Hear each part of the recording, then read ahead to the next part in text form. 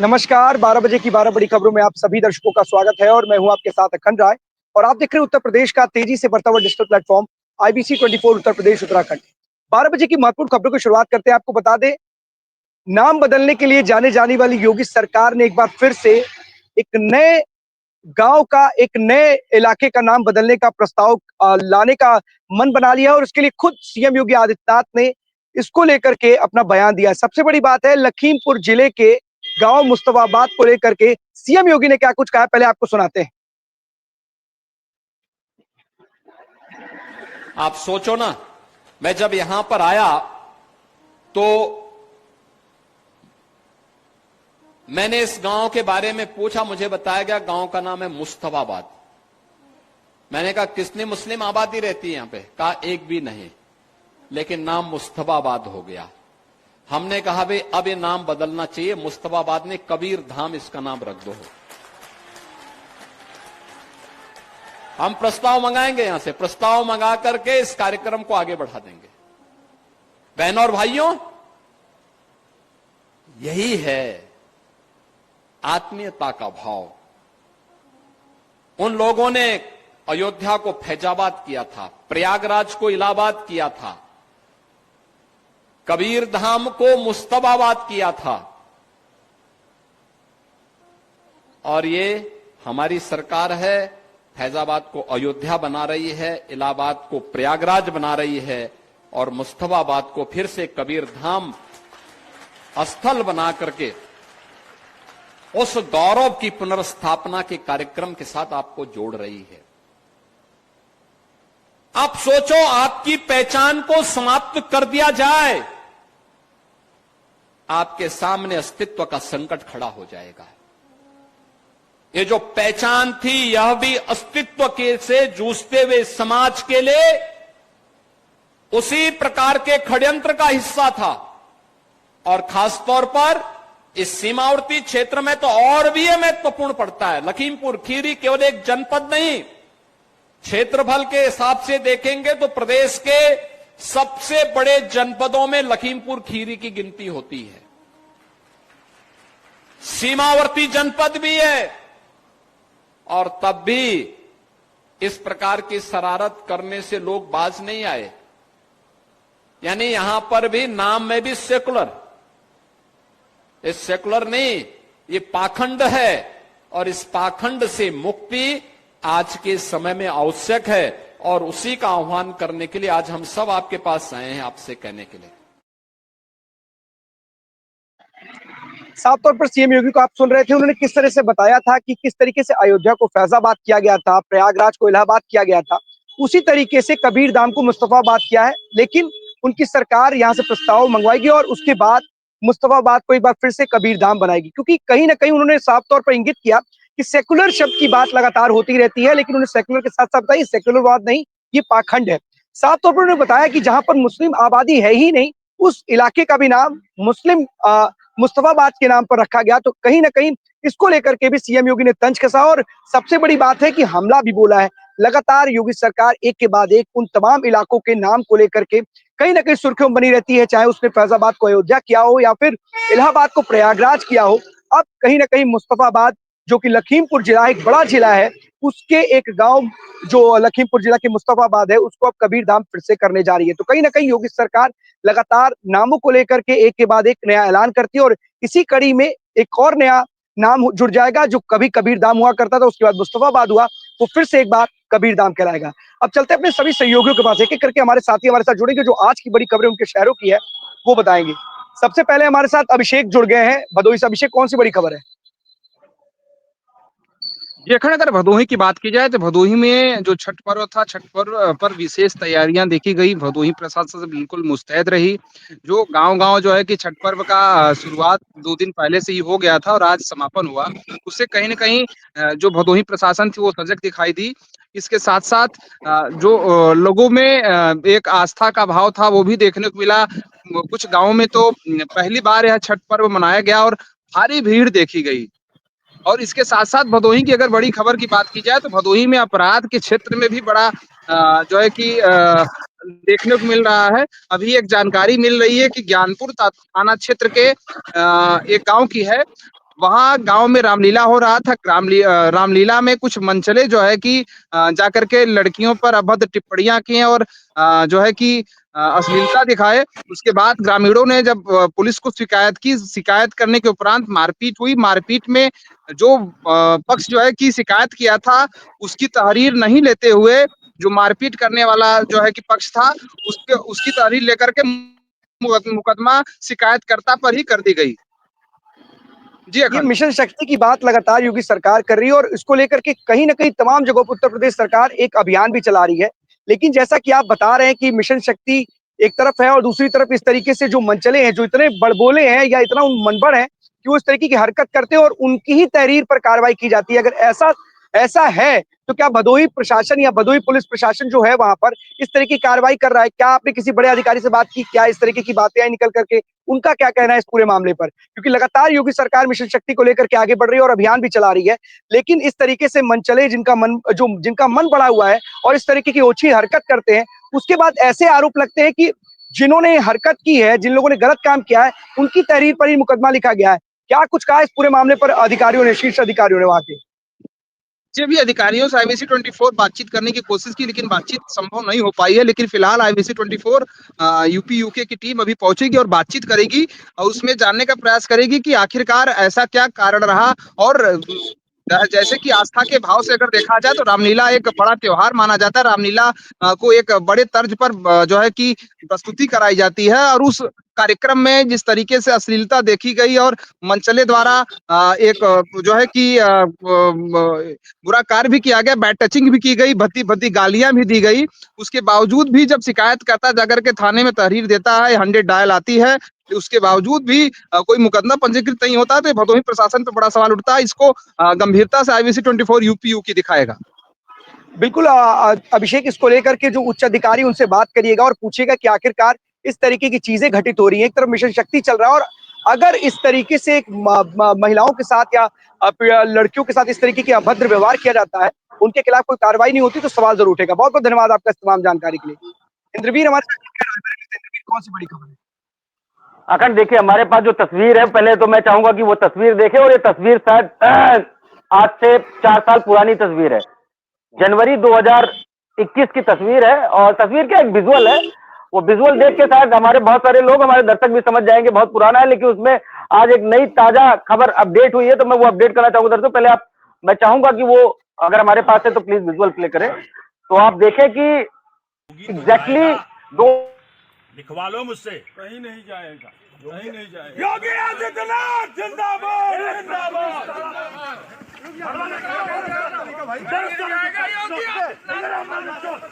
उतरवाएंगे हम, बिल्कुल बिल्कुल, ख्याल रखिएगा आप।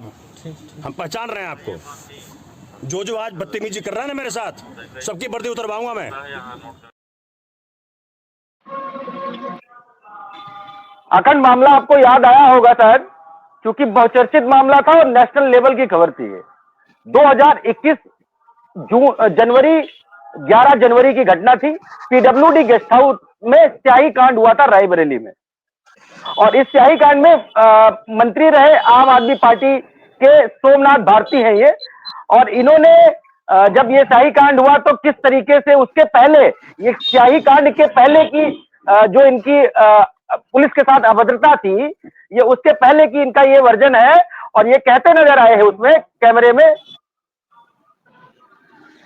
ये कहते नजर आए थे कि जिस तरीके से ये घटनाएं हो रही हैं, इनको लेकर के योगी सरकार, मतलब उस समय योगी की सरकार थी और योगी तो जाएगा ही, तो योगी के किसी समर्थक ने या किसका समर्थक था ये हम नहीं जानते, उसने स्याही फेंकी इनके ऊपर और पुलिस मौजूद रही। तो उस पुलिस वालों को उसके पहले से ये कह रहे थे कि मैं आपको पहचान रहा हूं और मैं आपको बख्शूंगा नहीं, मैं आपकी वर्दी उतरवाऊंगा। मतलब खुलेआम पीडब्ल्यूडी गेस्ट हाउस है, जहां पे मंत्री, विधायक या और भी कोई जनप्रतिनिधि आता है तो वो, या कोई अधिकारी आता है बड़े लेवल का, तो पहले पीडब्ल्यूडी गेस्ट हाउस जाता है। वहां जाकर के इन्होंने खुलेआम पुलिस वालों को धमकी दी थी, भड़काऊ भाषण देने की। उसमें इनके ऊपर जो उस समय की धाराएं बनती थी उसमें मुकदमा पंजीकृत हुआ था। और उसी में मैं आज अपने दर्शकों को बताना चाहूंगा आईबीसी के कि आज उसी में इनके जो मंत्री रहे हैं सोमनाथ भारती, उनके ऊपर कोर्ट ने 4 नवंबर को एनबीडब्ल्यू जारी किया है।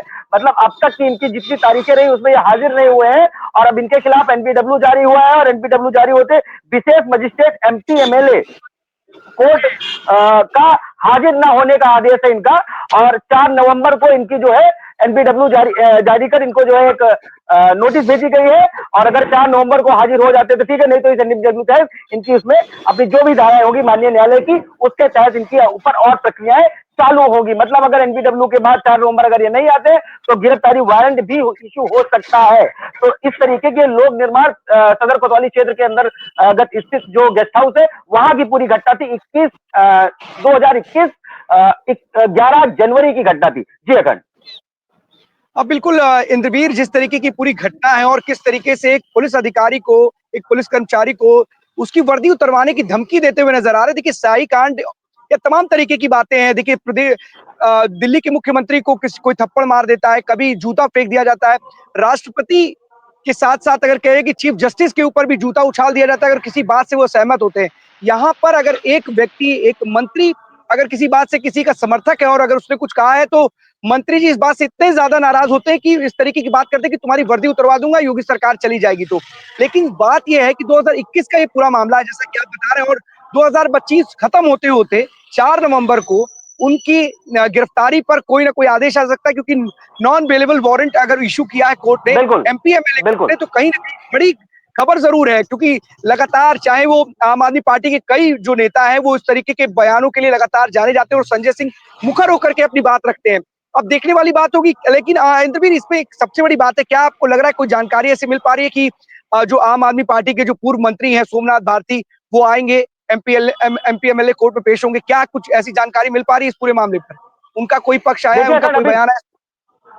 देखिए खंड, अभी इस पे पूरी तरीके से आईबीसी 24 के बाद जैसे खबर आई सूत्रों के हवाले से और माननीय न्यायालय के हवाले से, वैसे ही आईबीसी 24 ने समझा कि ये पहले हमें बताना चाहिए, उसके बाद अब इससे जो है बात भी होगी। जो हमारे अपने सूत्र है कि क्या सोमनाथ भारती पहुंचेंगे 4 नवंबर या नहीं पहुंचेंगे, इस पे लगातार पल पल आईबीसी 24 अपडेट लेता रहेगा और अपने दर्शकों तक पहुंचाते भी रहेंगे हम कि इस केस में आने वाले समय में क्या होता है। अगर वो आते हैं तो ठीक है, नहीं आते तो क्या नॉन अवेलेबल जो वारंट इशू हुआ है क्या इसको लेकर फिर गिरफ्तारी होगी या नहीं होगी, ये आने वाला समय बताएगा। और आईबीसी 24 लगातार इसमें अपडेट देता रहेगा। इसमें आपको और हमारे दर्शकों को लगातार अपडेट हम देते रहेंगे। जी बहुत बहुत धन्यवाद निर्विस्तार जानकारी के लिए। 2021 का मामला है, 2025 चल रहा है और 4 नवंबर को कोर्ट में पेश होने के लिए कहा है नॉन बेलेबल वारंट। अब उसके बाद देखना होगा कि जो पूर्व मंत्री है सोमनाथ भारती वो वहां पर प्रस्तुत होते हैं या नहीं होते हैं।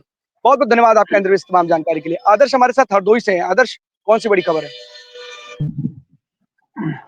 अखंड जी, आज हम बताना चाहेंगे आईबीसी 24 चैनल पर एक बार फिर हरदोई जिले में मोहर लगी है।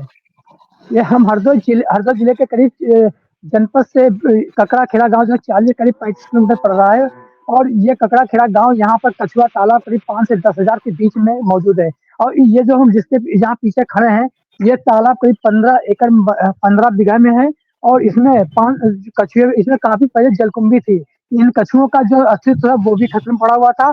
मैंने यहाँ पर आके इसको प्रमुखता से दिखलाया था प्रशासन को। यहाँ के ग्रामीणों ने आवाज उठाई थी, और आवाज उठाने के बाद जब यहाँ तत्कालीन जो जिलाधिकारी अनिल झा जी आए, उन्होंने इस चैनल की खबर को देखा और संज्ञान में लिया। इस तालाब में जितनी भी जलकुंभी थी या जो भी गंदगी थी इसकी सफाई करवाई है, और हम उसी तालाब पर खड़े हैं और हमारे साथ कुछ ग्रामीण भी खड़े हैं, उनसे भी बात करेंगे। पहले तो हम चैनल के माध्यम से दिखलाना चाहेंगे उस तालाब को जहाँ जिसको मैंने दिखलाया। तो देखिए हाँ जी, ये वो तालाब है। देखिए इसमें कम से कम ये इन कछुओं का वजन 40 किलो से 50 किलो के आसपास है, और 10,000। देखिए ये कछुए हैं, ये देखिए ये पूरे ऐसे पूरे तालाब में फैला हुआ है। ये देखिए पूरा तालाब है, पूरे तालाब में कछुए हैं इसमें जी। और इसको जो जिलाधिकारी पुलकित खरे जी आए हुए थे, उन्होंने इस तालाब को सौंदर्यीकरण भी करवाया था। यहाँ पर जो है बैठने के लिए सीढ़ियां बनवाई थी, जो या वो बने हुए सब बैठने के लिए, तो वो खैर टूट चुके हैं, अभी उसका सौंदर्यीकरण नहीं किया गया है। हम यहाँ पर कुछ ग्रामीण उनसे भी जानना चाहेंगे कि इसकी सफाई कैसे हुई है। और अब जी सर, क्या नाम है? सर, इसमें ये कछुआ अभी कुछ दिन पहले हम यहाँ पर आए थे तो जलकुंभी पड़ी हुई थी, तो आज हम देख रहे हैं ये जलकुंभी बिल्कुल साफ हो चुकी है। और सर कितने क्या कछुए कितने एकड़ में है? ये कछुए लगभग 5 एकड़ में होंगे, 4 एकड़ में। 4 एकड़ में। तो इसमें जलकुंभी बहुत हो गई थी। अच्छा। और पुलिस खड़े साहब डीएम साहब थे यहाँ पे, जी उन्होंने ही इसका सौंदर्यीकरण कराया था अच्छे तरीके से। उनके जाने के बाद यहाँ किसी ने इस तालाब को कुछ नहीं किया। जी फिर इसमें जलकुंडी हो गई, जलकुंडी के कारण कछुए मरने लगे तमाम। और जब कछुए मरे तब तक एक दिन आप आए, आपने इसको अपने IBC 24 चैनल पे चलाया। जी जी तो तब से उसके बाद में डीएम साहब अमर झा जी इसको संज्ञान में लिया और उसकी साफ सफाई कराई। जी। सर कितने कछुए होंगे लगभग ये इसमें? लगभग 7,000 कछुए होंगे। 7,000। और ये कछुआ वेट कितना हो? लगभग 30-35 किलो तो आपके सामने ही है। अच्छा अच्छा अच्छा। 35 किलो 40 तो किलो ये कहाँ से लोग आते हैं? कुछ लोग देखने भी जाते होंगे। बहुत दूर दूर से लोग आते हैं, बहुत दूर दूर तो अगर जी हम बताना चाहेंगे यहाँ पर और भी ग्रामीण मुझसे खैर बात करेंगे, हम पूरी स्टोरी बना के भेजेंगे आज। और यहाँ पर जो कछुए हैं वो भी खैर सुरक्षित अब हो चुके हैं, और ये जो तालाब एकदम साफ सुथरा है।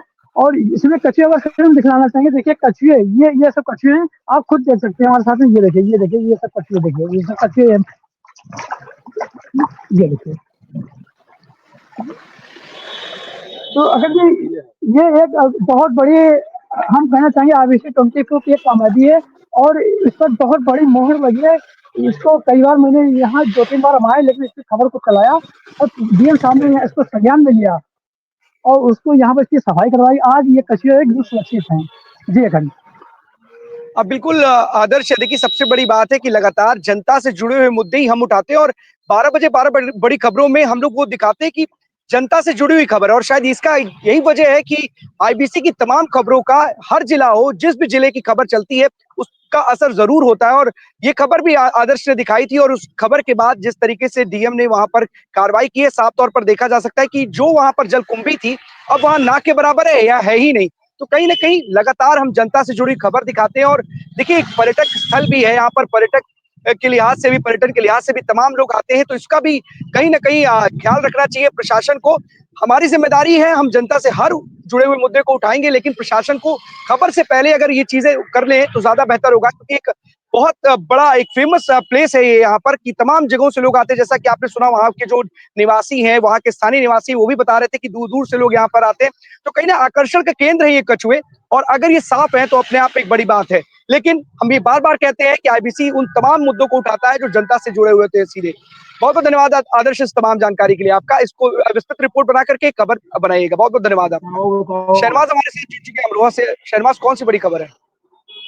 बिल्कुल अखंड, देखिए मैं आपको बता दूं, जनपद अमरोहा से बड़ी खबर है कि जहां पर जो है जो एक 30 वर्षीय जो महिला थी उसकी जो है धारदार हथियार से गला रेत कर हत्या कर दी जाती है, जिसके बाद जो है उसको बेरहमी से मार दिया जाता है। फिर उसको जो है प्लॉट में जो है उसके शव को फेंक दिया जाता है, जिसके बाद जो है बताया भी जा रहा है कि वो जो महिला जो थी वो जो है रात से जो है लापता थी, जिसके बाद परिजनों ने काफी तलाश किया लेकिन वो जो है नहीं मिल पाई थी। लेकिन आज सुबह जैसे ही गांव के लोग जब सुबह वॉश होने के लिए जाते हैं, तो जब गांव में जब खेत में शव को पड़ा देखते हैं तो गांव वालों के होश उड़ जाते हैं। आनन फानन में जो है पुलिस को जो है सूचना दी जाती है और मौके पर भारी पुलिस पहुंचती है, और जिसके बाद जो है सीओ कुमार पंत भी वहां पर पहुंचते हैं और घटना स्थल का जायजा लिया।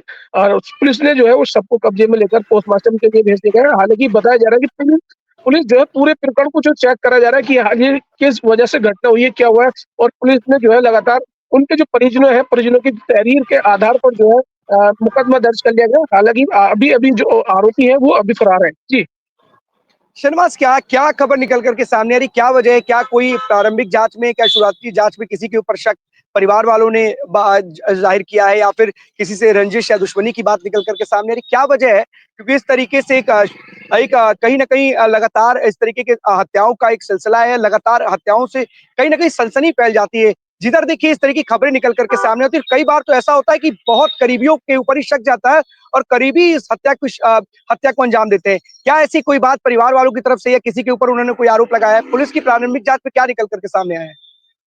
देखिए अखंड, लगातार पुलिस जो है जांच का विषय है और लगातार पुलिस प्रयास कर रही है कि जो उसके जांच के पहलू है उनके आधार पर लगी हुई है। जो भी मामला स्पष्ट आएगा और जो भी वैधानिक कार्रवाई उस पर की जाएगी। और मौके घटना स्थल पर जो है क्या नाम है, पुलिस अधीक्षक अमित कुमार आनंद भी वहाँ घटना स्थल पर पहुंचे और परिजनों को आश्वासन भी दिया है जो भी इसमें हत्यारा होगा, जो भी इसमें दोषी होगा, उस पर सख्त से कार्रवाई की जाएगी। जी बहुत बहुत धन्यवाद शहनवाज आपका इस तमाम जानकारी के लिए। लगातार हत्याओं से कहीं ना कहीं सनसनी जरूर फैल जाती है। और यही कारण है कि एक के बाद एक ऐसी घटनाओं में कहीं ना कहीं किसी करीबी के ऊपर ही कहीं ना कहीं करीबी के ऊपर ही कोई ना कोई निकल करके सामने आता है कि उसका ही हाथ है। और ऐसे ही मेरठ में एक व्यक्ति ने पहले अपने माँ को मारा, फिर अपने पत्नी को मारा, फिर उसके बाद अपने पिता की भी हत्या कर दी। और पूरी की पूरी सुनियोजित साजिश थी, जो साफ तौर पर पुलिस ने इसका खुलासा किया। कई वर्षों के बाद कई दिन लग गए, क्योंकि एक बहुत पुराने से प्लानिंग के तहत ये काम किया गया था। और केवल बीमा के लिए 50 करोड़ के बीमा के लिए अपने ही परिवार के 3 सदस्यों को, अपने माँ, अपने पिता और अपनी पत्नी का कत्ल कर दिया था। तो कई ऐसे मामले निकल करके सामने आते हैं जहां अपनों पर ही कहीं ना कहीं आरोप लगते हैं, उनके ऊपर ही जो शक की सुई है वो भी घूम जाती है। अब देखने वाली बात होगी कि इस पूरे मामले में पुलिस किसको पुलिस किसको बनाती है, कौन आरोपी होता है, सारी चीजें जांच के बाद निकल करके सामने आएगी। बहुत बहुत धन्यवाद आपका तमाम जानकारी के लिए। संभल से अनिल जुड़ चुके हैं। अनिल, कौन सी बड़ी खबर है? झारखंड अगर संभल की बात करें तो संभल में जैसा कि 1978 में दंगे हुए थे, वह बात खुलकर सामने आई थी। और एसआईटी के सामने भी जो संभल के लोग थे उन्होंने अपना दर्द जो है एसआईटी के सामने बयां किया था, जिसको लेकर जो फिल्म प्रोड्यूसर और डायरेक्टर है अमित जानी, जिन्होंने उदयपुर फाइल जैसी फिल्मों का निर्देशन किया है, वहीं वो पीछे संभल का दौरा था तो उन्होंने इस चीज पर मोहर लगाई थी कि जो संभल में 1978 के दंगे हुए हैं उनको लेकर मैं एक संभल फाइल फिल्म बनाने जा रहा हूँ, जिसमें 1978 और जो बाकी के दंगे हुए हैं वो संभल का सच निकल कर आएगा खंड। तो वहीं कल जब वो मुरादाबाद से संभल की तरफ आ रहे थे, शायद बरेली से संभल की तरफ आ रहे थे, तो रामपुर और मुरादाबाद के बीच में उनको एक अनजान नंबर से कॉल आता है और वो नाम अपना शब्बीर बताता है, निवासी बताता है कि मैं रहने वाला कश्मीर का हूँ और कि अगर तुम ये फिल्म बनाते हो तो तुमको बम से उड़ा दिया जाएगा खंड। तो इस तरह की बम से उड़ाने की धमकी जो निर्देशक हैं अमित जानी, उनको जो धमकी मिली है वो मिलती है खंड। बिल्कुल, देखिए कहीं ना कहीं अनिल इस तरीके की धमकी भरा कॉल आया है एक प्रोड्यूसर डायरेक्टर के बाद उदयपुर फाइल्स बनाई है और संभल फाइल्स बनाने की बात कर रहे हैं। इस पूरे मामले पर पुलिस ने क्या कोई एक्शन लिया है, पता लगाने की कोशिश की है कौन है वो लोग, ये कौन सा अनजान नंबर से या फिर यहीं के किसी नंबर से, जो भले ही नंबर कश्मीर का बताया गया हो, संभल के ही निवासियों, क्या पुलिस ने कोई जांच पड़ताल की है, क्या निकल करके सामने आया? क्योंकि अगर इस तरीके की बातें हैं तो एक गंभीर आरोप है या गंभीर बात भी है। अगर कोई एक प्रोड्यूसर डायरेक्टर अगर कोई मूवी बनाना चाहता है तो वो इस लोकतंत्र में, लोकतांत्रिक देश में स्वतंत्र है बनाने के लिए, लेकिन अगर उसको इस तरीके से फोन कॉल आ रहे हैं तो कहीं ना कहीं अपने आप में बड़ी बात है। तो क्या पुलिस ने इस पर कोई एक्शन लिया है अभी तक, क्या कोई जांच पड़ताल की है? जगन जो अमित जानी है उन्होंने मीडिया से बातचीत में बताया कि मैंने जो इसकी जो रिपोर्ट है और जो नंबर है वो मैंने गृह मंत्रालय को इसकी सूचना दी है और वहीं जो एसपी हैं कृष्ण कुमार बिश्नोई, उनको भी इस चीज की सूचना दी है और जो उनका सीआरपीएफ है उनके जो ग्रुप है उनको भी इस चीज की सूचना दी है। लेकिन अभी पुलिस ने इस तरह का कोई भी बयान नहीं दिया, क्योंकि उस पर अभी वो रिसर्च कर रही हैं, पता लगा रही हैं कि कहाँ का नंबर है, कहाँ की लोकेशन है, क्या है, उसको ट्रैक करने के बाद ही जो पुख्ता जानकारी होगी वही मीडिया से ताजा की जाएगी। अखंड बिल्कुल अनिल, क्योंकि देखिए कहीं ना कहीं कई बार इस तरीके के थ्रेट कॉल्स लगातार उन लोगों को आते हैं जो किसी गंभीर मुद्दे पर, देखिए एक मुद्दा है और एक कहते हैं ना कि रियल कहानी पर आधारित इस तरीके की चीजें निकल करके सामने आती है, जिसको वो बड़े पर्दे पर लेकर के आते हैं, लोगों को बताने का प्रयास करते हैं। सही है, गलत है, काल्पनिक है, उसमें कुछ चीजें जोड़ दी जाती हैं। कई बार ऐसे भी आरोप लगते हैं कि काल्पनिक चीजें दिखाई जाती हैं। लेकिन सबसे बड़ी बात है कि किसी फिल्म प्रोड्यूसर या डायरेक्टर को अगर इस तरीके के थ्रेट कॉल्स आते हैं और उसको बम से उड़ाने की धमकी दी जाती है, जिसको एक सिक्योरिटी भी मिली हुई है, तो अपने आप में बड़ी गंभीर बात है। और कहीं ना कहीं पुलिस को ऐसे कॉल करने वाले को गिरफ्तार करना चाहिए, पता लगाना चाहिए कि कौन है इसके पीछे और इसके पीछे असली वजह क्या है, क्या कारण है उसने इस युवक ने इनको कॉल की थी और कॉल करके उनको धमकी दी है। अनिल, कुछ कहना चाह रहे हैं आप, बताइए। जी अखंड, मैं ये कहना चाह रहा था कि क्या जो संभल का सच है उसको ना दिखाया जाए, क्या इस वजह से जो ये धमकी दी जा रही है, क्या इन चीजों का क्या आंकड़ा लगाया जा सकता है? क्या ये जो लोग इस तरह की शायद चल रहे हैं, क्या संभल की ही इसका हाथ हो सकता है या फिर संभल की सच्चाई निकलकर देश के सामने ना आए, इस तरह से ये जो बम से उड़ाने की थ्रेट कॉल्स हैं इनको दी जा रही है अखंड? अब अनिल, सबसे बड़ी बात है कि तो पुलिस का काम है पता लगाएगी कि आखिरकार इसके पीछे वजह क्या है। इसी बार बार ये सवाल भी उठता है कि आखिरकार सच्चाई को सामने लाने वाला ये कोई भी चीज हो, देखिए बड़े पर्दे पर कोई चीजें दिखाई जाती हैं, उसमें कई बार ऐसा भी होता है कि कुछ चीजें छोड़ भी दी जाती हैं। ये काम सेंसर बोर्ड का है और तमाम लोगों का है।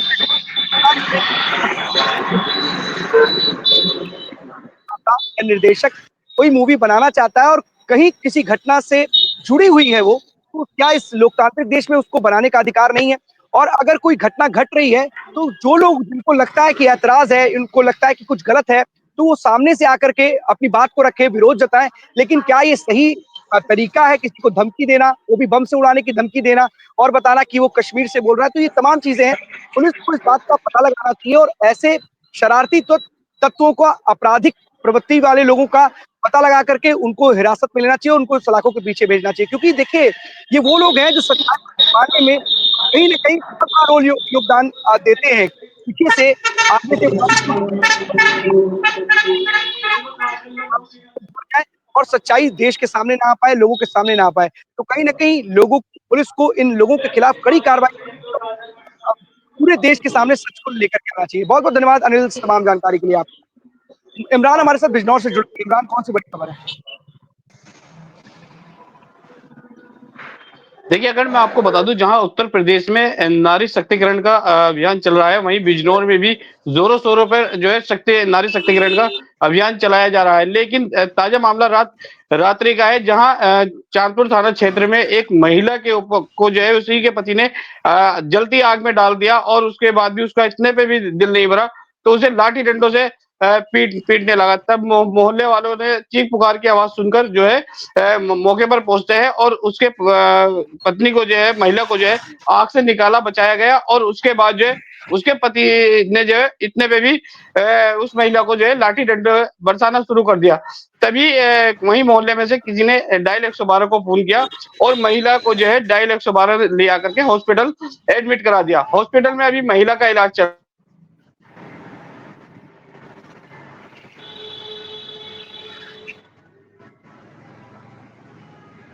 इमरान, आवाज आ रही है आपको? लेकिन जिस तरीके से देखिए किस तरीके से रिश्तों में इस तरीके की दरारें पैदा हो जा रही है कि लोग रिश्तों को शर्मशार दे रहे हैं और किस तरीके से रिश्तों का कत्ल दे रहे हैं। देखिए किस तरीके से बेरहमी से अपनी पत्नी को पीटने की बात सामने आ रही है और आग लगाने की जैसी बातें सामने आ रही है। कहीं ना कहीं रिश्तों पर एक कलंक है और लगातार इस तरीके की घटनाएं पूरे देश में बढ़ती चली जा रही है और कहीं ना कहीं रिश्तों में खटास की वजह से एक दूसरे के ऊपर इस तरीके का हमला करते हुए से भी नहीं चूक रहे हैं जो भी दंपत्ति है। तो कहीं ना कहीं इस तरीके की लगातार वारदात बढ़ती जा रही है और इस सॉरी इसको लेकर के लोगों को जागरूक करने की भी जरूरत है। अगर आपसी किसी विवाद की वजह से कोई भी दिक्कत है, आपसी मनमुटाव है, उसको दूर करने की जरूरत है, ना कि इस तरीके से मारपीट करने से अपने रिश्तों को और भी ज्यादा दुख भरा बनाने की या फिर किसी की हत्या कर देने से या किसी को उसको इस तरीके से पीट देने से कि वो अपाहिज हो जाए। क्योंकि तमाम ऐसे मामले सामने आ रहे हैं, को लेकर के कठोर कार्रवाई करनी चाहिए क्योंकि ऐसे मामले को अगर गंभीरता से नहीं देखा जाएगा तो कहीं ना कहीं सवाल खड़े होंगे। इमरान फिर से जुड़ गए। इमरान, सबसे बड़ी बात है, क्या उस आरोपी पति को पुलिस ने गिरफ्तार किया है? देखिए, अभी तक जो है वो आरोपी पति जो है पुलिस की गिरफ्तारी से बाहर है और उसको जो है पुलिस गिरफ्तार करने के लिए गई थी। रात भी, सुबह भी उसके यहाँ दबिश दी, लेकिन वो वहां से फरार हो गया। लेकिन महिला से अगर बात करें महिला की, तो महिला से बात की, महिला इंस्पेक्टर भी गई थी महिला से बात करने के लिए। महिला अभी इस कंडीशन में नहीं है जो कि पूरी एक कंडीशन बता सके। वहीं उसके छोटे छोटे बच्चों ने बताया कि जो पिता है, उसका पिता ने जो है शराब के पैसे मांगे और उसको पैसे ना देने पर जो है उसके इसी बीच में मनमुटाव चल रहा था। लगभग 2 से 3 दिन पहले से उसने रात्रि में जो है उससे पैसे मांगे और पैसे ना देने पर उसने पहले तो जलती आग में महिला को डाल दिया और उसके बाद जब चीख पुकार की महिला रोल मचाने लगी तो लाठी डंडों से वही पीटने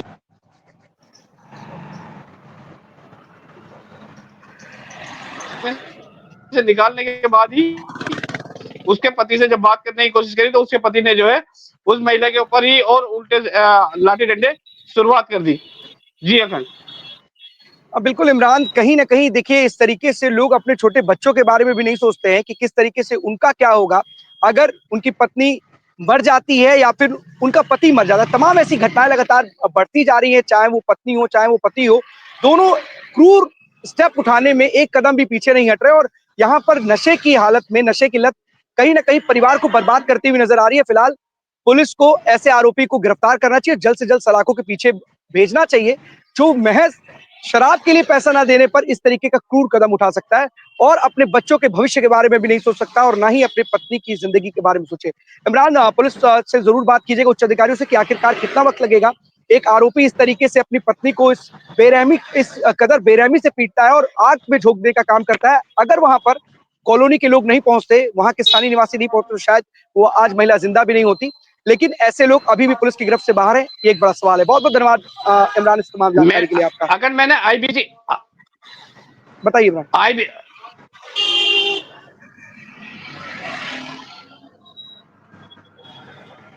देखिए, अगर मैंने आईबीसी 24 पे वो वीडियो भी भेज रखी है, जिस वीडियो में से आग में से मोहल्ले वालों ने जो है उस महिला को निकाल रहे हैं और वो महिला तड़प रही है। वो वीडियो भी मैंने प्ले कराने की कोशिश करूंगा। डेस्क आप एक बार प्ले कराने की कोशिश करें।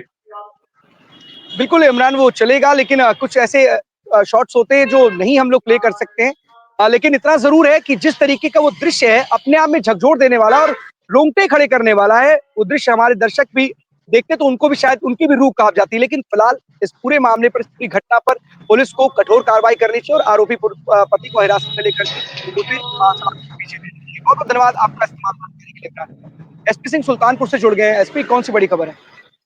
सुल्तानपुर जनपद में छठ का जो त्योहार मनाया गया, शासन प्रशासन की काफ़ी जो है मौजूदगी में मनाया गया है। सीताकुंड घाट पड़ता है, ये रामचरितमानस में भी इसका वर्णन है। गोमती नदी के किनारे बसा हुआ है सीताकुंड घाट। यहीं दर्जनों मंदिर जो है सभी देवताओं के मौजूद हैं। वहीं पर छठ माता का हजारों की संख्या में पिंड बना करके जो है महिलाएं पूजन की। आज भी सुबह अर्घ दे करके जो है विधि पूर्वक जो है गोमती घाट पे आज जो है सभी लोगों ने त्योहार पर्व का बढ़िया से शासन प्रशासन पुलिस की मौजूदगी में कि कोई दंगाई या कोई अराजक तत्व वहां पे कोई पर्व में जो है हिंदू पर्व में कोई दिक्कत ना हो। बहुत बहुत धन्यवाद एसपी सिंह इस तमाम जानकारी के लिए। पूरे देश में छठ का जो पर्व था, महापर्व था, वो बड़े धूमधाम से मनाया गया और सबसे बड़ी बात है कि लखनऊ में आज सुबह जब सूर्य भगवान को अर्घ देने का समय होता है, सुबह से ही करीब 4:30 बजे से ही बारिश लगातार हो रही थी और अर्घ के समय ही बारिश हो रही थी। उस बारिश के साथ ही लोगों ने सूर्य देवता को, सूर्य भगवान को अर्घ दे करके व्रत का समापन किया। 36 घंटे का लगातार महिलाओं ने व्रत रखा था। लेकिन जो मौसम था और बेमौसम जो बारिश थी, कहीं उसने खलल डालने का खलल जरूर डाली थी। लेकिन जो कहते हैं ना कि दृढ़ निश्चय होता है, जो व्रत कर रहे होते हैं महिलाएं होती, उनके आगे इस बारिश भी नाकाफी थी। लोगों ने वहां पर जो तमाम इंतजाम लक्ष्मण मेला मैदान में किए गए थे, वहां पर जो भी इंतजाम किए गए थे, उस इंतजाम की बात किसी ने छाता लगा करके, यहाँ पर पोस्टर बैनर थे उसको ओढ़ करके ही, लेकिन वहां पर जो बारिश थी उनके हौसले को रोक नहीं पाई और उन्होंने व्रत करके सूर्य भगवान को अर्घ दे करके इस व्रत का समापन किया और बड़ी शालीनता के साथ और सहजता के साथ ये पूरा व्रत संपन्न हुआ है। और इसके लिए लखनऊ के साथ साथ पूरे उत्तर प्रदेश में उत्तर प्रदेश सरकार ने बहुत अच्छी व्यवस्था की थी, जिसका कहीं ना कहीं सीधा फायदा उन तमाम श्रद्धालुओं का हुआ, उन भक्तों का हुआ, उन व्रत करने वाली महिलाओं को जो वहां पर पहुंचे थे उनके परिजनों को हुआ। और साफ तौर पर पे घाट थे, वहां पर बहुत अच्छी तरीके से व्यवस्था की गई थी, किसी प्रकार की किसी को कोई परेशानी ना हो, कोई दिक्कत ना हो, इसका विशेष ख्याल रखा गया था। लेकिन आखिरी वक्त पर बारिश ने जरूर खलल पैदा की, लेकिन उनके हौसले को तोड़ ना सकी ये बारिश। और आज इसी के साथ जो छठ का महापर्व था, सूर्य भगवान को अर्घ देने के बाद ये पूरी तरीके से समाप्त हो गया। एक और खबर आपको बता देते हैं कि यूपी के साथ साथ 12 राज्यों में एसआईआर आज से लागू हो गया है। 4 नवंबर से बीएलओ घर घर जा करके वोटर कार्ड या वोटर लिस्ट में जो लोग हैं उनकी चेकिंग कर सकेंगे। 1000 से 1200 वोटर्स की जांच एक बीएलओ को दी गई है और इसके लिए 2003 का जो पहले से एसआईआर था उसको ही इसके लिए मान्य माना गया और 2003 से जो लोग जुड़े हुए हैं उसको लेकर के कि बीएलओ उसकी जांच पड़ताल करेंगे। और कई पॉइंट्स बनाए गए हैं कि कब वो यहाँ पर आए थे 2003 के बाद, जिनका जन्म हुआ है उसके लिए भी कुछ जरूरी कागजात होने चाहिए। तो कई स्पेसिफिक पॉइंट्स हैं और इसको लेकर के कहीं ना कहीं एसआईआर अब कहीं ना कहीं पूरे देश में बिहार के बाद अब लागू होता हुआ नजर आ रहा है। उत्तर प्रदेश में भी अब 4 नवंबर से घर घर जाकर के बीएलओ मतदाताओं की पड़ताल करेंगे। तो 12 बजे 12 बड़ी खबरों में आज के लिए बस इतना ही। कल हम आपके सामने फिर से होंगे। आज तब तक के लिए दीजिए हमें इजाजत।